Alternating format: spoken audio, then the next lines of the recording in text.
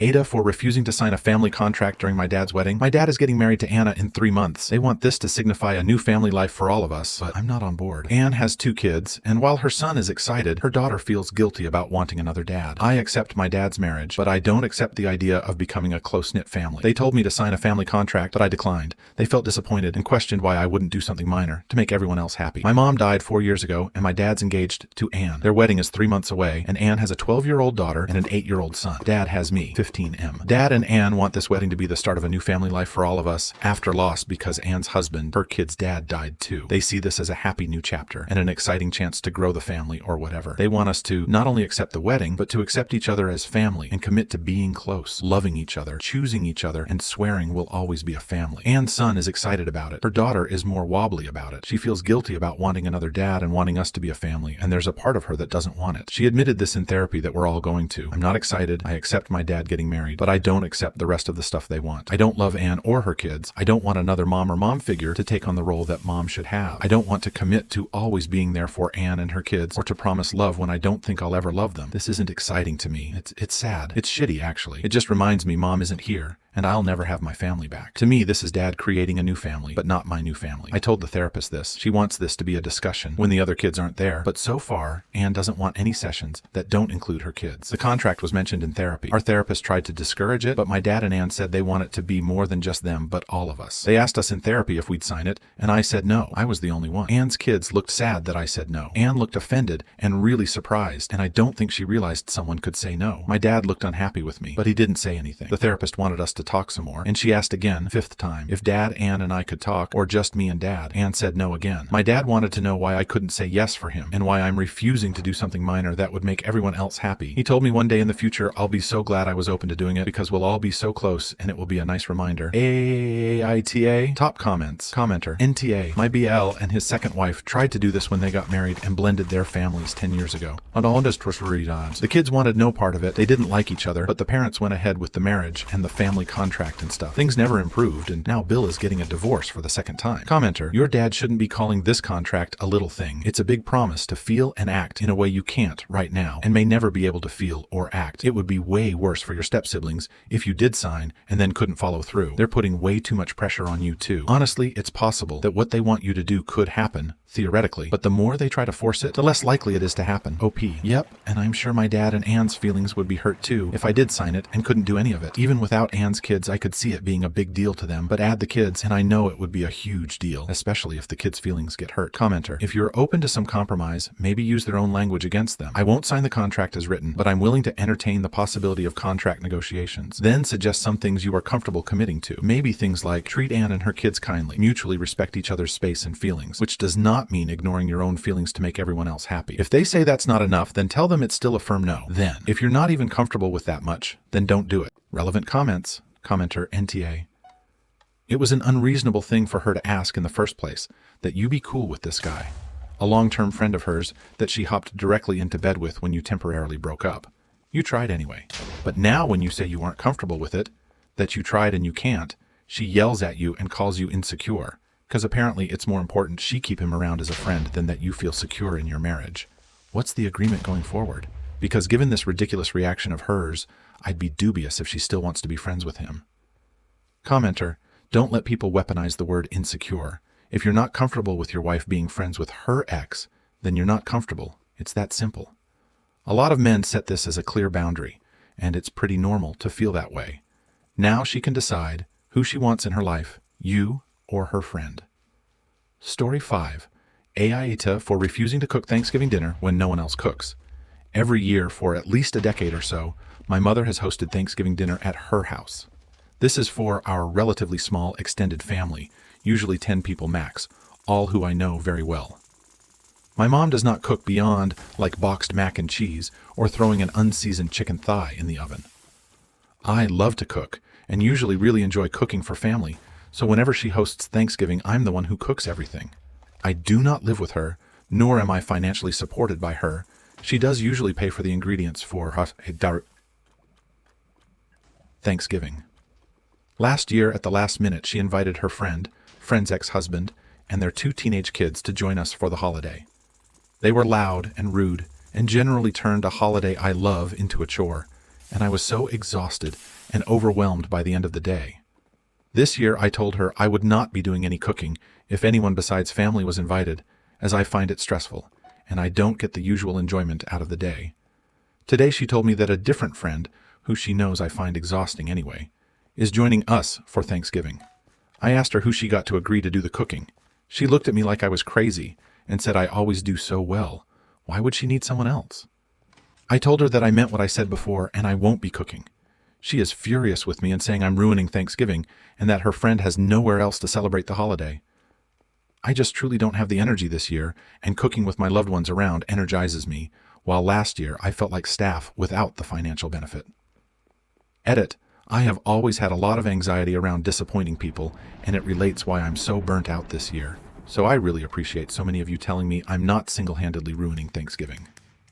I spoke to my mom and it sounds like she didn't take me seriously because she's such a more the merrier person, and assumed I was making a joke due to how rude our extras were last year. We have talked about it, and she is going to consider doing a pre-made meal or a potluck, but I probably will be giving it a miss this year and get some rest/rediscover my love for the holiday. Also, for those who are worried about me doing all the work all the time, genuinely when I'm just talking shit and listening to dumb music with family cooking has always been a blast for me, and I am never expected to clean so much as one plate, barring the clean as you go that I cannot and don't think I should resist. My mom has always had a habit of getting defensive and lashing out, which she is actively working on. I'm not just excusing it. And so her initial intense anger was not uncharacteristic, but she has since calmed down. Thank you for sticking around until the end. If you liked our videos, please remember to like, share, and subscribe to keep up with our latest content. Have a wonderful day. Story 2. AITA for declining to be a bridesmaid because of couples cultural. I'm 27F, a mixed girl, so I don't understand the whole thing about Indian dowries. My friend from college was getting engaged and told me when she thought it was happening. She said she thought it was happening soon. They had been together for 3 years, which was a long time for an engagement to happen for her, and she said relatives were starting to talk and making her feel like her BF was just screwing around with her and not serious about it. Then she called me several times in a week to make small talk, which was a lot more often than normal, and she seemed out of it. I called her later to ask her what was wrong, and she cried on the phone and admitted the reason he had not proposed was because his parents back in India wanted a large dowry, and her family in the U.S. was refusing to pay it. She said her family has been in the U.S. for 2 generations, and no one has paid a dowry in that time, but his parents are old-fashioned and think if they don't receive a dowry, it will show there is something wrong with their family. I don't understand their reasoning, but I told her to break up if he won't fight for them to be together. She said he won't, because he sees it as something to be discussed between their parents. I'm kind of shocked she still wants to marry this guy. His parents are in India, he is a grown-ass man, and he won't marry his GF just because they want money. At the end of last year, her parents agreed to pay a dowry because she begged them. She says it's much lower than they asked, and they are not happy, but agreed. I got an invite for their wedding for January 2025 in California. I called her and told her I couldn't attend and apologized. She was shocked and said I was one of the few friends she could invite, and I said I couldn't because I don't think I should go to a wedding if I don't think she is marrying a good person. She said she disagrees with the dowry practices and doesn't feel good about what happened, but it wasn't for me to judge if demanding it meant someone was a good person. I just said I disagree with the wedding happening because her parents had to effectively bribe to have it happen. She got mad and said I should RSVP no and hung up. I feel guilty because she clearly wanted me there, but the whole thing is really gross to me. But AITA for judging cultural practices from a culture I'm not a part of? Top comments. Commenter. NTA. Speaking as an Indian, accepting dowry is a punishable offense even in India because it leads to massive harassment and abuse, even murder, and the law recognizes that. Of course, it still happens in families that come from certain backgrounds, but it is illegal. You did nothing wrong, not all traditions are right. Commenter, serious question. How is something supposedly illegal so widely practiced? As the other comment says, illegal doesn't mean doesn't happen. Also, families that practice it are more traditional and do not involve the police because it's seen as a family decision. It's kept hush-hush.